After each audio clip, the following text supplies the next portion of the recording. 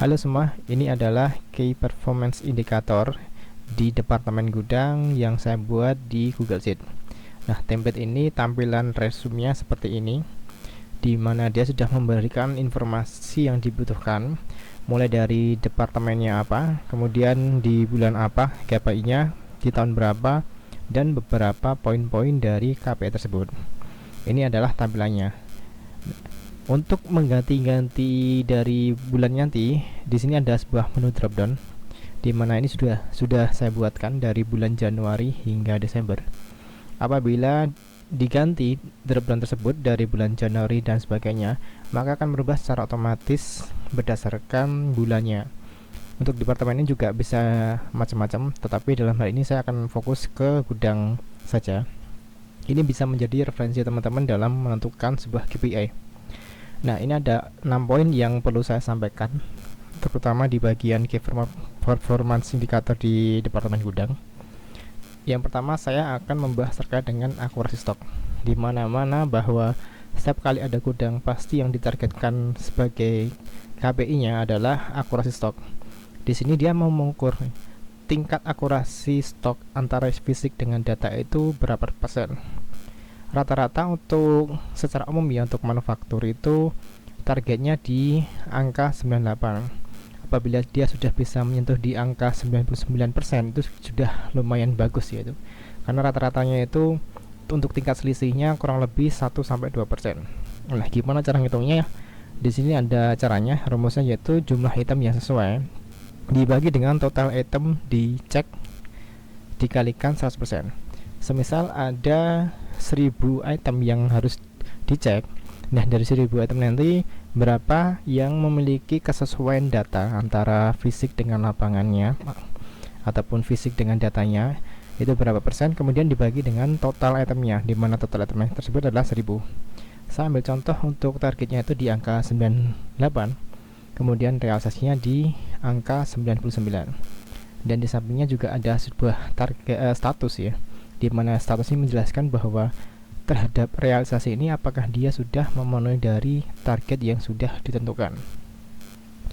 Poin yang kedua, saya akan membahas terkait dengan ketepatan waktu kirim. Ini juga hal yang sama krusialnya untuk di bagian gudang ya, bahwa ketepatan kirim ini menjadi acuannya si gudang dalam penilaiannya. Untuk rumusnya sendiri yaitu jumlah pengiriman tepat waktu dibagi dengan total pengiriman dikalikan dengan 100%. Untuk standar manufaktur itu dia di angka 95%. Ini adalah standarnya. Ini di bulan Maret, ini misal saya isikan sebuah realisasinya yaitu 98%. Sehingga status dari KPI nomor 2 terhadap pengirimannya yaitu dia statusnya target. Ini sering digunakan dalam beberapa manufaktur, apalagi di perusahaan yang sering menggunakan pengiriman, yang banyak sekali pengiriman, karena ketepatan waktu pengiriman juga menjadi salah satu indikator bahwa customer bisa melakukan repeat order terhadap suatu usaha ataupun UMKM. Lanjut yang ketiga yaitu mengenai dengan akurasi pengambilan barang. Ini ya juga cukup krusial juga, bahwa setiap kali barang yang keluar tentu dasarnya adalah sebuah order atau sebuah pesanan, sehingga pada waktu si customer melakukan pesanan produk A, kemudian ada produk B dan produk C, otomatis gudang akan melakukan pengambilan barang terhadap barang tersebut sesuai dengan pesanannya sampai dengan jumlah dan satuan yang dipesan. Kemudian agar biar dia itu akurasi pengambilan barangnya, dia perlu melakukan kinerja dengan double cross check, sehingga pada waktu barang nyampe di customer tidak terjadi kesalahan. Karena apabila terjadi kesalahan, baik itu pun secara barang ataupun secara kuantitas, itu juga akan berpengaruh terhadap penilaian dari suatu produk yang dibeli si customer. Untuk rumusnya yaitu jumlah order benar dibagi dengan total order. Ini targetnya untuk umum pada dasarnya di manufaktur itu di angka 99% secara standar umum. Kenapa? Karena memang pada waktu di gudang itu memang dituntut agar kirimannya itu selalu tepat waktu dan sesuai dengan yang diorder. Alasannya sederhana, apabila ada suatu masalah tentu akan timbul cost ataupun biaya lagi terhadap penanganan terhadap order yang sudah sampai ke customer. Entah itu nanti barangnya diretur dulu, kemudian kita mengganti dengan barang yang sudah tepat, dan lain sebagainya. Untuk rumusnya yaitu jumlah order dibagi dengan total order dikalikan 100%. Semisal di satu bulan tersebut ada jumlah order sebanyak, taruh kata ada 2000 resi.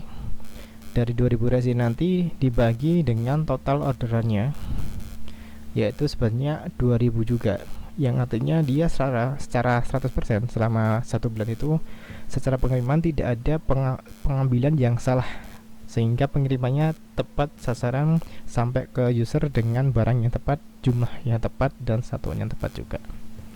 Lanjut yang ke poin yang keempat, yaitu terkait dengan mengukur kejadian barang kosong.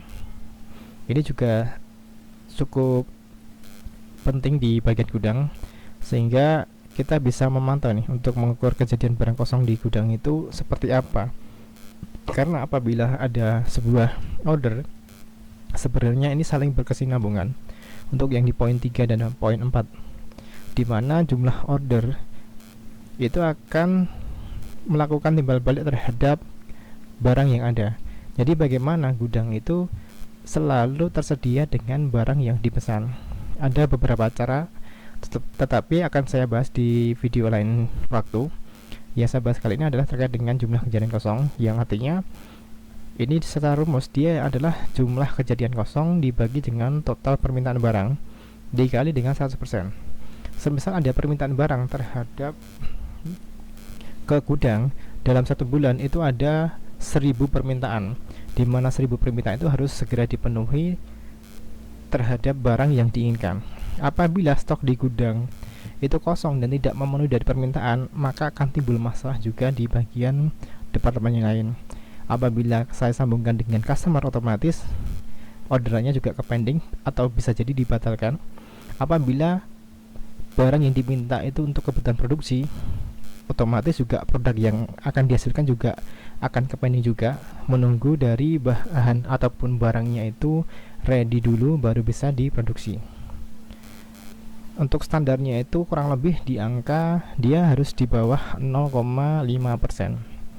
Sehingga untuk mengurangi terjadinya kekosongan barang, kita harus mengukur dan memplanningkan gudang itu dengan secara baik dan maksimal. Ini taruh kata saya memberikan sebuah realisasi di bulan Maret sebesar 0,8%, di mana targetnya itu harusnya di bawah 0,5%, sehingga statusnya itu adalah tidak target. Rumusnya sederhana. Semua rumus ini saya menggunakan rumus if.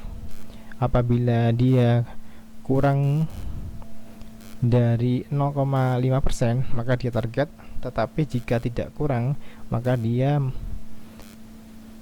kebalik ya. Jadi untuk apabila di bawah dari 0,5% dia target, kemudian apabila dia lebih dari 0,5 atau sama dengan 0,5 dia menjadi tidak target. Poin yang kelima yaitu terkait dengan inventory turnover. Ini kurang lebih mungkin asumsinya adalah bagaimana pergerakan inventory di gudang dalam satu tahun. Ini saya ambil sampel saja sebisa mungkin. Ini saya ambil contoh untuk standarnya di manufaktur itu kurang lebih dia sama dengan atau lebih dari 5 kali.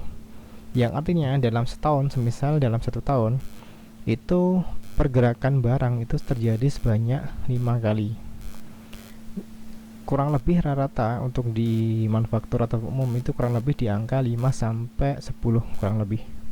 Apabila setiap bulan dia perputarannya bagus, dia juga otomatis terdapat penjualan yang repeat order juga cukup bagus juga. Lanjut yang terakhir yaitu terkait dengan mengukur barang rusak atau hilang. Ini kurang lebih hampir sama dengan total reject barang yang ada di produksi, begitu nanti barangnya adalah dia barang rusak atau dia barang yang hilang. Untuk rumusnya sederhana yaitu jumlah barang yang rusak dibagi dengan total barang dikalikan 100%. Nah, di sini nanti untuk target umumnya biasanya rata-rata itu di angka kurang dari 0,5%. Ini untuk industri yang manufaktur atau UMKM yang cukup lumayan. Ini saya berikan sebuah realisasi sebesar 0,4%, sehingga untuk statusnya sendiri adalah target. Ini adalah 6 referensi dan bisa dikembangkan lagi, bisa disesuaikan dengan kebutuhan dari UMKM ataupun usaha yang kamu handle.